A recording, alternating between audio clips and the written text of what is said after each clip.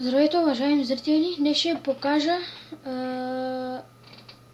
продължението на първия епизод на автомата, който днес ще покажа е доста по-голям и по-силен в размери. И да не хареса. И да започваме. Взимате си някакъв си блок, трябва ни червенокаменна факла, репитър, и ръчка и червен камък, също така. Няма станали вечер, не се бъдете. И ще си направим една стена тук. Айде, задейства се, ама че машина направи. Има зоната. Нищо. Ще ги отрепя. Направите си една стена, сега ще ви кажа колко да е голяма, защото трябва да е... не знам как да го обясня. И ще видите. Трябва да е с точни размерчета, иначе няма се получи. Що не работи тази машина?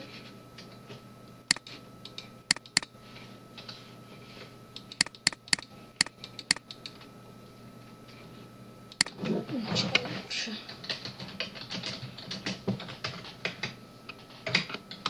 Ето. Стан ден. Да видим.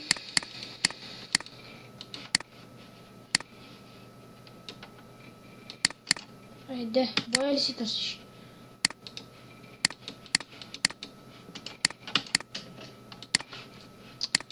Да видим, да запълня и тази стена.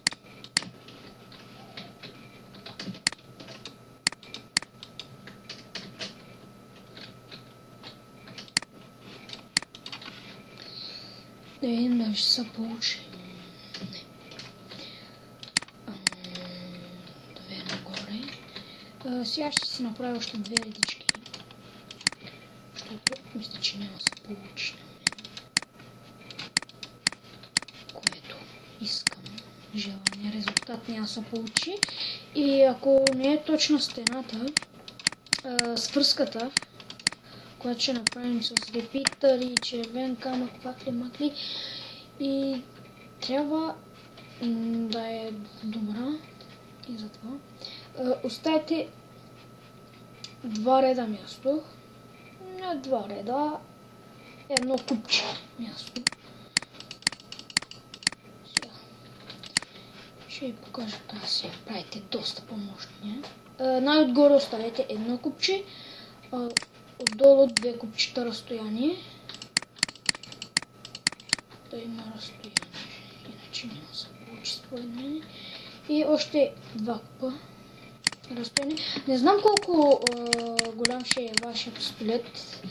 Може да си направите по-голям, разбира се, доста по-голям. Може да си направите 6 етажа с тези и си вземете, разбира се, разпределител.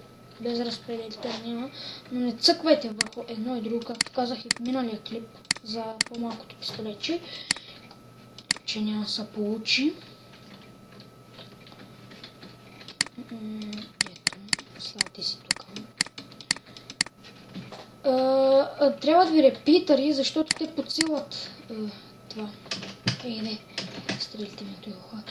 Подсилват сигнала, защото тук има доста разпределители, които само червения камък и ръчката няма да могат да захранят всичките тези.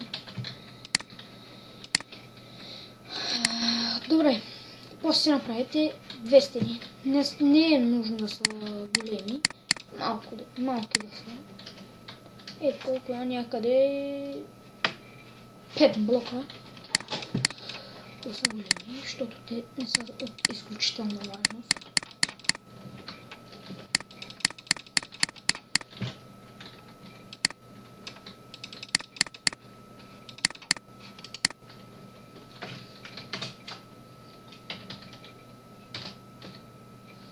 Опа!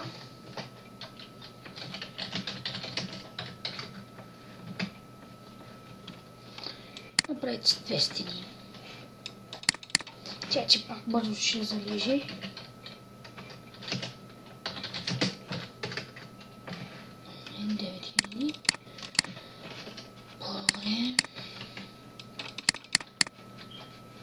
5 блока казах. 1, 2, 3, 4, 5. Разбира се. Аз така попълвам, защото е доста по-бързо.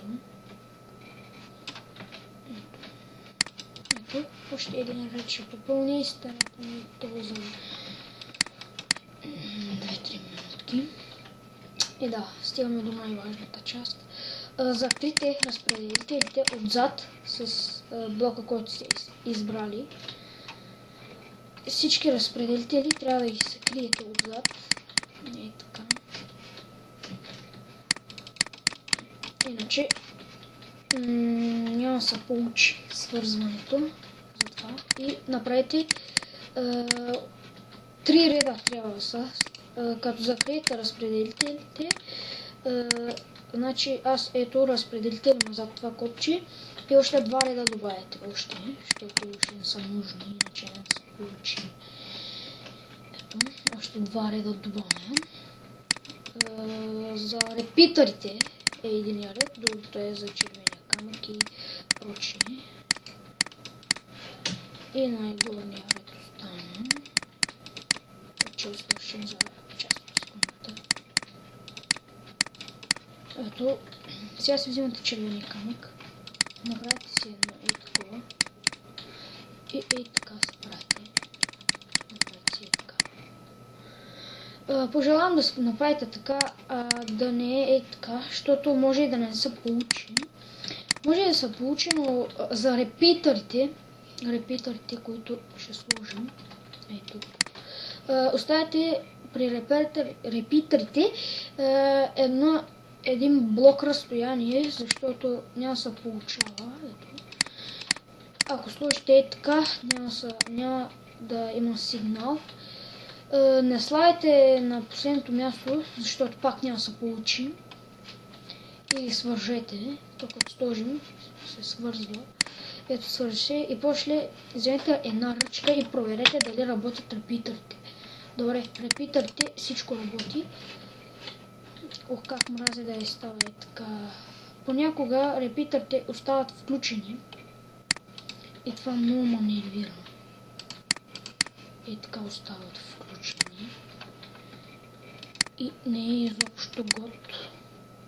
Остават включени. И си надупчете и тук тези 3 блока дупки.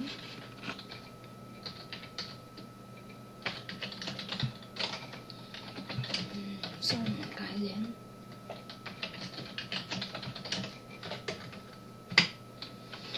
Добре. Сега да видим. Надупчете такива дупки, защото ще ви са нужни. Вземете червения камък. Направете и такива свързвания.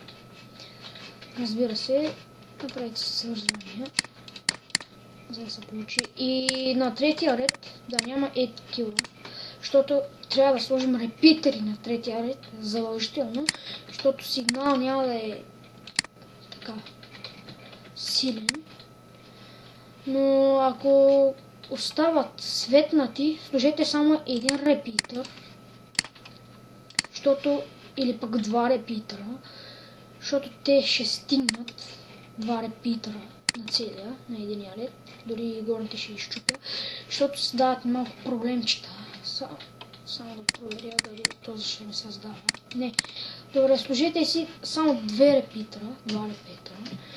Защо ли? Защото като включим и вижте, другите винаги остават светнати и не се затваря. И така пистолета ви няма да стреля. И това е лошо.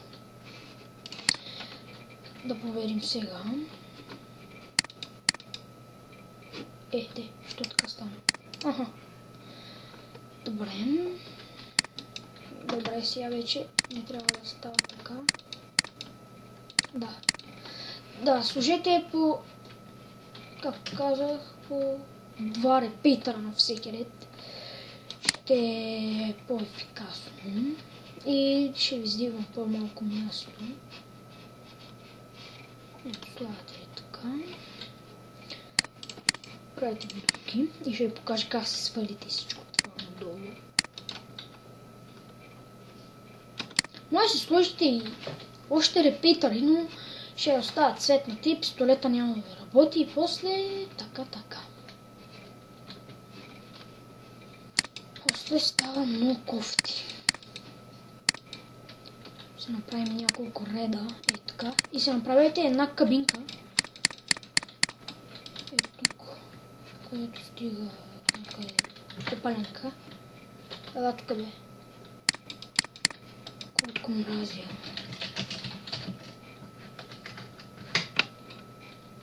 Де.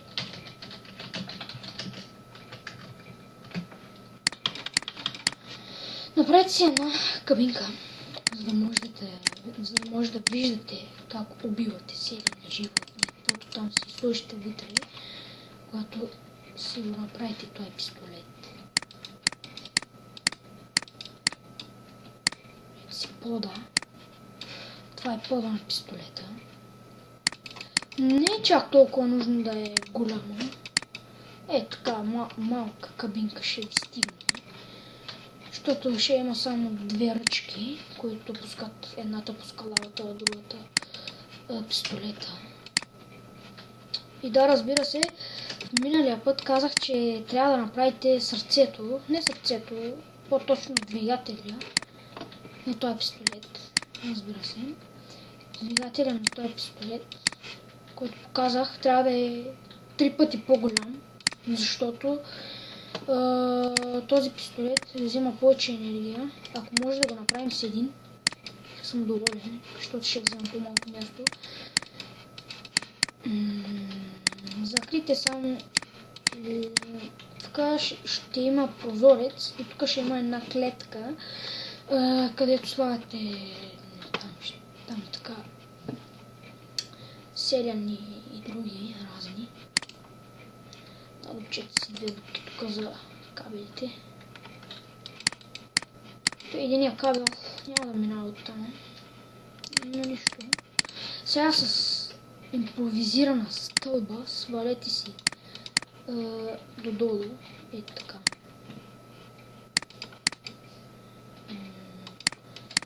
Такова. Разбира се, че ще ви трябва репитъри, защото няма да може да докарате цялата тази връзка. Ще ви трябва репитъри, които ще ви покажа как да си направите. Сега да видим. Ще чупете от тук и директно от тук си вкарайте на втория ред. От тук на лавата. Доста работа ще поиска. Дано да си имате време да го направите, защото този пистолет ще е директно чудовище. Огромно чудовище.